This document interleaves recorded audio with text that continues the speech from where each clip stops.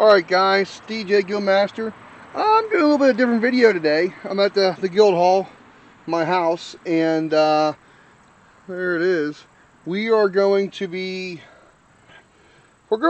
Origins. So I'm going to some stuff that, some survival things.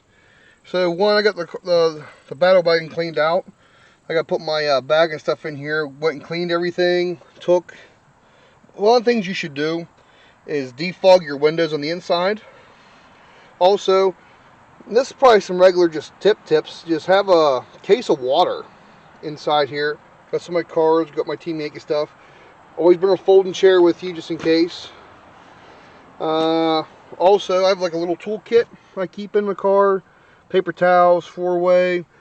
I keep like a poncho and some other tools like road flares and stuff inside of this tote. It's always good for long distance trips. Something a lot of people don't carry anymore is maps. I'm not sponsored by these guys, but I always recommend the Lemoores. They're really good. They show you everything. A lot of people rely on GPS. Well, you'll lose GPS service a lot of times because it's through the cell phone towers, or you'll just lose service, period.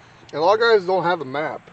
I like these guys because they break down the states, in this particular case Pennsylvania, in the grids, and then if you go to them, they'll show you everything. They even show you down to dirt roads. So it's something good to have. I always keep one in here. This one here is I think a year old. I try to make sure they're like 2 years old. But yeah, this is so far what I do. Make sure everything's packed away clean. Bring my own shower stuff. Alright. So already having some difficulties. So I had to change out memory cards already once. So yeah, that's a thing. Apparently, the damn memory card. I have a memory card. It's the what do they call it? It's the adapter. It's going bad. So like it freaking messes everything the fuck up. So get through this toll by plate. So yeah, I'm just heading out there now. So we'll see how everything goes. Let me try to get in front of this truck. Um, yeah, I think so far I've covered a lot. I brought some snacks and everything. So like just like old school. I remember us traveling when we were kids. When we would go anywhere, which it wasn't very often. Uh, we would have a cooler full of lunch meat, deli bread, tea and stuff like that. Plus that tea is also for me making some hard Arnold Palmers when I get out there. Take some Deep Eddy's lemon flavored vodka. It's like 70 proof. Mix that with unsweetened iced tea. Tastes just like a 50-50 Arnold Palmer. It's fucking amazing. But yeah, we're just driving. As you guys can see, like just heading down the highway. Should be a good time. I'll keep you guys updated. What else? So I could go over with you guys. Uh, I guess in the United States, some people are going to ask, uh, what if like I have firearms? I have a concealed carry permit in Pennsylvania, in the United States here. Uh, should I travel with it? Well, the two things I can tell you: for one, almost no cons will allow you to have concealed carry inside. Have I done it? I may have in the past. Other people I know do it. Some of them I do know. Now, granted, those people are carrying like thousands of dollars worth of merchandise, sometimes in the form of like magic cards and cash. So I can understand it. Uh, my thing is, like, I caution if you do that, check the state ordinances. Not every state honors concealed carries going across state lines. I believe Ohio does, but I'm going from Pennsylvania. But yeah, just be cognizant of that fact in the United States. If you're flying, you're probably not carrying your piece, but if you're driving, most likely. Uh, yeah, that's all I really have to say. Like, I don't have much to comment on that. Just yeah. Normally I'd set the camera up and you guys would follow me driving, but I'm not doing that today. I'm just gonna drive. listen to the radio. Yeah, I'll take some pictures when we get to Ohio. All right, guys. I will talk to you later. We're back. We're still driving. We're 2 hours outside of our destination. Just passed through the upper part of West Virginia, and I'm into Ohio, as you can see. Yeah, yeah, just cruise along on 70. Couple things I'll say about it as I was driving. Whenever you're planning your trip, kind of like have a good heads up on like tolls and traffic stuff like that. Like 70 in part of Pennsylvania is pretty atrocious for like road construction, so be cognizant of that. Especially if you're not like really used to driving long distance. My old my old job on the pipeline, I used to drive an excess of an hour and a half one way every day for work. So like kind of used to long distance driving. Also, make sure you have like a good night's rest. You have a game plan in mind when you head out, stuff like that. Set yourself up as goals. Like I'm gonna make this trip all in one go. I'll probably do the same coming back. Or maybe I might stop and have like a breakfast on the way back come Monday, but these have goals set up or like places how far you want to drive in a day. Like me, this is won't be bad. This will be like a one-way trip, or not one-way trip, but like one go, so I can get out there and get settled in. The event starts today, so I'm basically getting out there, getting my room set up, getting settled in, and then I'll probably go get my pass or my thing for my passes. I'll get those done. The only kind of craziest part about this is apparently Tool's coming to Pittsburgh March 1st. I guess it was just announced a couple days ago. So, so I can tell you this: a little bit of my folding money, as it were called, for out here, like to spend, I'm gonna have to put off to the side for Tool tickets. I've been trying to go to a Tool concert forever, and it never works out quite right. Either tickets are way too expensive because of scalpers, or like back when I was in the military come up, I get orders, I have to go somewhere, stuff like that. So I've been trying for a very long time, and I'm going to definitely do it this year or next year here. At least I'm going to try to anyway. Tickets go on sale tomorrow, so I'm going to try to get some pre-sale tickets. But all right, guys, I'll give you an update whenever I get to the hotel, stuff like that. But yeah, fair, just give you a little shout out while I'm on the road here. All right, guys, I'll talk to you. Well, decided to stop for some lunch along the highway here in Ohio. I'm about 30 miles away from the con, so figured stop. Well, blue versus blue. Eat some of that sandwich stuff I was talking about. Get some tea and everything. Yeah, just kind of relaxing. See how things are going. Say about 30 miles out. So once I get there, I'll check in. I'll probably shower actually, get settled in, then go to the con. Yes, out here in Ohio, the rest stops are pretty nice. So I figured to stop here for about maybe 10 or 15 minutes, give or take. Just eat my sandwiches, relax legs, a little bit of stretch, and then finish the last leg of the journey. All right, guys, we'll talk at you later. I was reminded of something before I get back on the highway about the interstate system, and it was reminded me of at the rest stop here. Pennsylvania, you need to get yours back up and running. You know what I mean? They don't work too well. Like you turn the turnpike into like a freaking toll road. But anyway, whole interstate system was helped develop by the military and Dwight D. Eisenhower.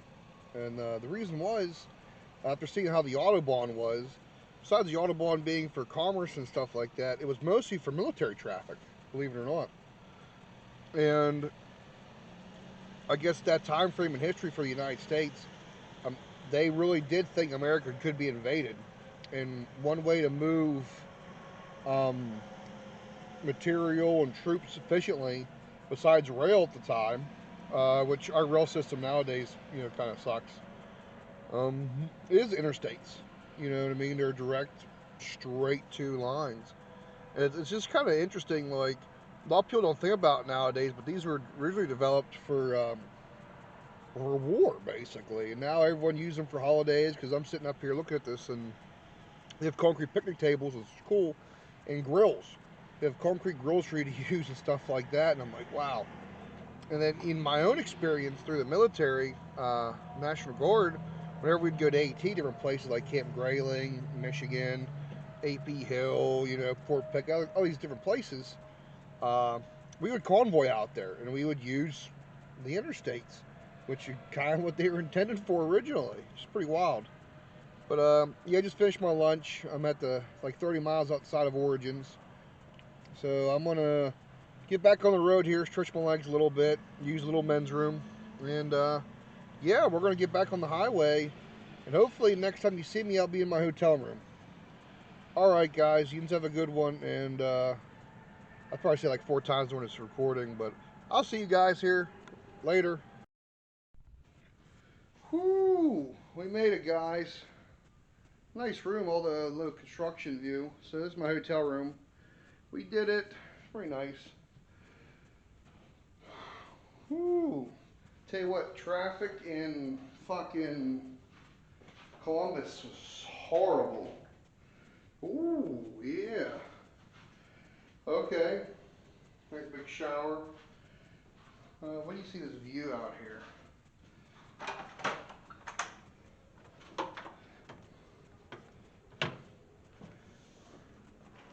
Like, how does that? It's like open airway. Pretty awesome. All right. I'm gonna go ahead. I'm bringing the rest of my stuff up. What's nice is you can have it set to where no one comes in your room. So, all right, guys, I'm here. Finally made it. A little bit of a drive. I had another like half hour on trying to navigate through uh, Columbus. The exit was blocked off. I had to take with road construction.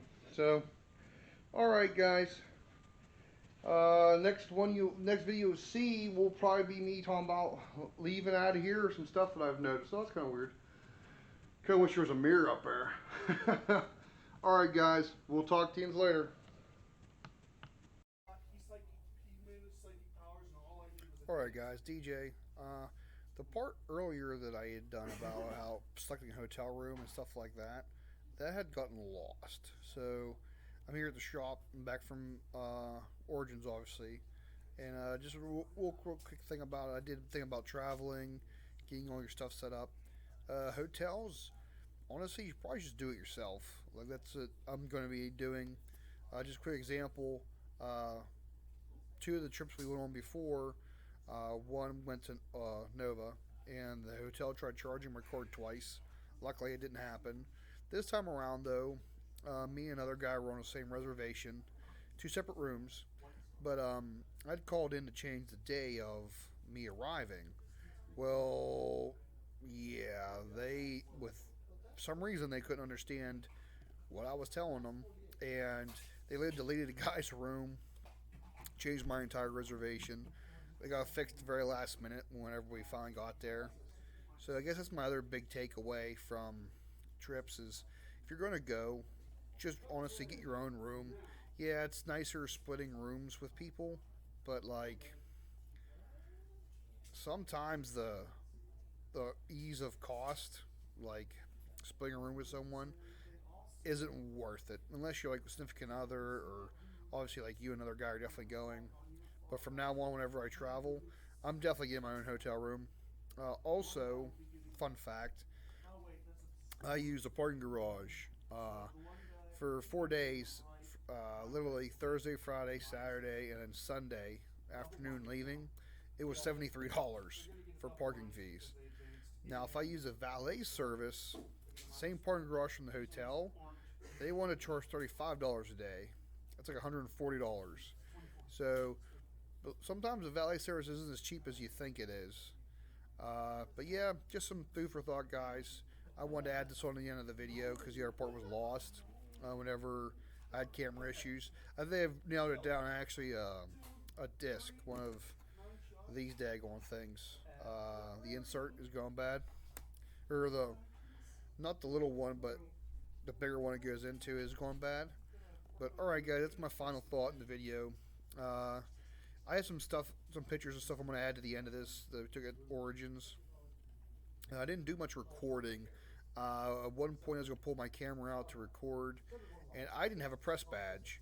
And like one individual had talked to me about not recording and stuff like that. So I think next time I'll try to get a press badge so I can actually walk around with my camera rig and start recording stuff. But yeah, guys, that's about it. I had a good time. Hope you enjoy this video. May you pull some good information from it. All right, guys, keep your powder dry, and we'll talk to you later.